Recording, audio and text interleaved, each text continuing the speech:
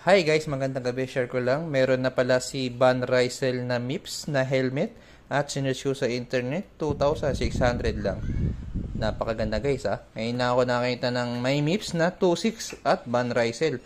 Alam ko ang pinakamurang helmet na may MIPS, may protection na MIPS technology ay sa Giro 6.5 ata. Pero si Van Rysel 500 model, sinerch ko sa Google, 2.6 lang. Mabibili nga pala ito guys sa Decathlon. Meron tayo sa Alabang, sa Pasig, sa Masinag, ano pa ba? Sa Pampanga, sa Nubali, sa North EDSA, sa SM Fairview, at sa MOA. Yan guys, kung gusto nyo ng helmet na matibay, mag Van Rysel kayo. 2.5 yan na flex natin. Mabibili ito sa Decathlon. So kung may time kayo, visit na kayo sa mga store na sinabi ko. At yan ang owner natin, no? Tingin ka sa cam. Yan. Abangan ng bike check ng Solana